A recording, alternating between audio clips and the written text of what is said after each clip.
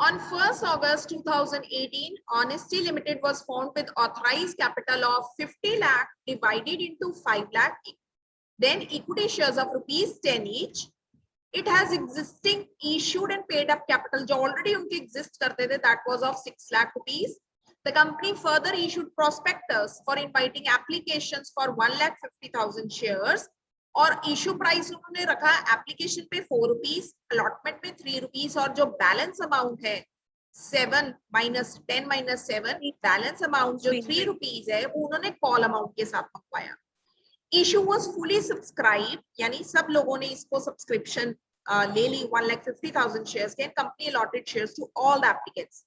Company made the call during the year ending 31st March 2019 and was duly received. लेकिन 1500 equity shares पे हमें payment receive नहीं हुई.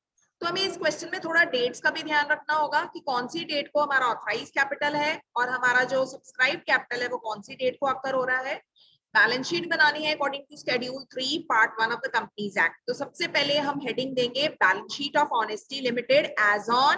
अब क्योंकि ईयर एंडिंग उन्होंने 31 मार्च ये डेट दी हुई है तो हमने ये डेट डालनी है एज ऑन 31 मार्च 2019. सो इस डेट से वी कुड मेक आउट कि ये बैलेंस शीट 31 मार्च की बन रही है.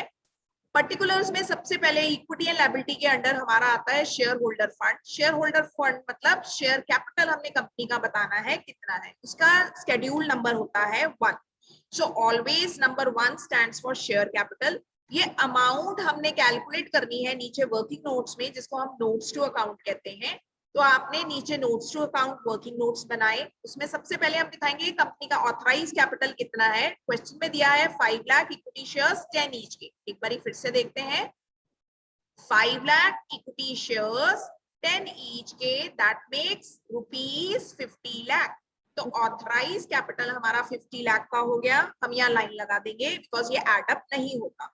नाउ इशूड कैपिटल कंपनी का कितना होगा. ऑलरेडी एग्जिस्टिंग इक्विटी शेयर्स भी थे और कंपनी ने और इशू करे. अब वो देखते हैं कितने एग्जिस्टिंग थे. 6 लाख के एग्जिस्टिंग थे, दैट मींस 10 रुपीज का ये शेयर था. 6 lakh divide by 10 that makes 60,000. तो 60,000 ऑलरेडी एग्जिस्टिंग शेयर्स थे. 1,50,000 और इशू कर दिए तो टोटल 2,10,000 इशूड इक्विटी शेयर्स हो गए. That makes 21 lakh. I hope ये क्लियर होगा सबको. 60,000 शेयर्स ऑलरेडी, 1,50,000 शेयर्स और इश्यू करे, वो टोटल बने 2,10,000 10 रुपीज के हिसाब से. ये इशूड कैपिटल है 21 लाख का. लेकिन इस पे भी हम लाइन लगा देंगे because subscribe capital is different than the issued capital. Always company is concerned with the subscribed capital. तो बैलेंस शीट पे जो मेन अमाउंट जाता है वो सब्सक्राइब्ड कैपिटल का जाता है. अब इसमें हम दो कैटेगरीज दिखाएंगे, subscribed and fully paid up कौन से शेयर्स हैं and subscribed not fully paid up कौन से शेयर्स हैं. देखो टोटल हमारे पास शेयर्स थे 2,10,000 क्योंकि 60,000 पहले के वो फुली पेड अप है. As it is mentioned it has issued and paid up capital. इसका मतलब ये फुली पेड अप है.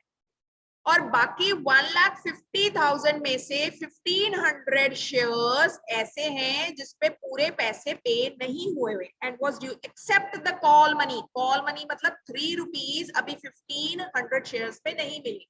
तो 2,10,000 minus 1,500. See, I have done this.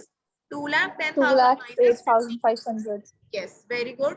2,08,500 पे पूरे पैसे मिल गए 10 रुपए के हिसाब से. फुली पेड अप कैटेगरी है, that is 20,85,000. Now not fully paid up category हमारी एक ही है 1,500. अगर इसमें पूरे पैसे आए होते 10 रुपीज के हिसाब से तो कंपनी को 15,000 मिलने थे. लेकिन कॉल्स इन एरियर्स है 3 रुपीज के हिसाब से. तो 1,500 into 3 दैट मेक्स 4,500. वो माइनस हो जाएंगे जो कंपनी को रिसीव नहीं हुए.